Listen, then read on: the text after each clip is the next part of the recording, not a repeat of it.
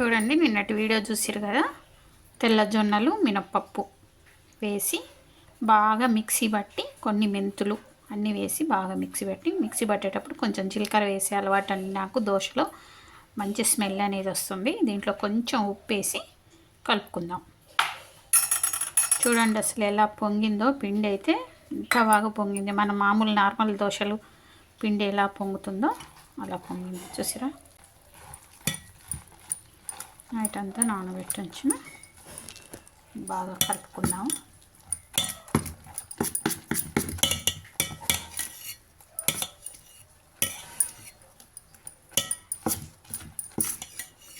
పట్టుకునేటప్పుడు చిక్కగా పట్టుకుంటే మనం తర్వాత వాటర్ వేసుకోవచ్చు.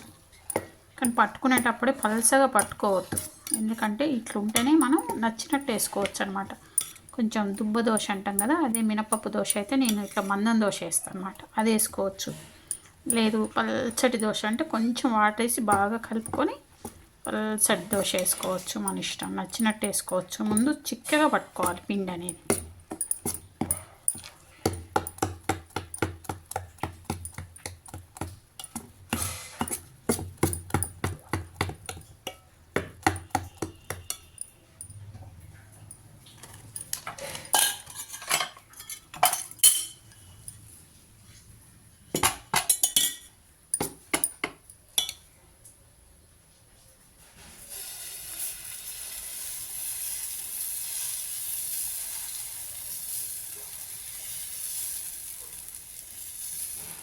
పల్చగా రావాలంటే ఇంకొంచెం వాటర్ వేసి కలుపుకోవచ్చు.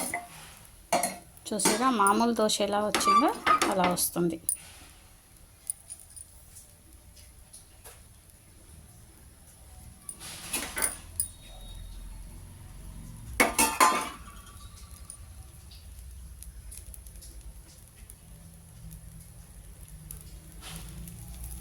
మీకు నచ్చిన ఆయిల్ వేసుకొని ఫ్రై చేసుకోండి.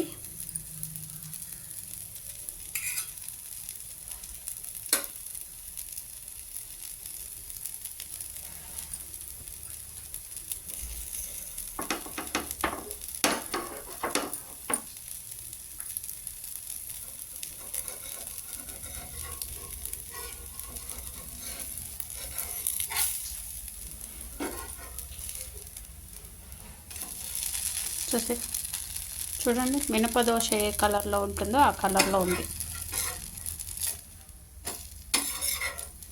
అంతే, మీకు నచ్చిన చట్నీతో తినొచ్చు.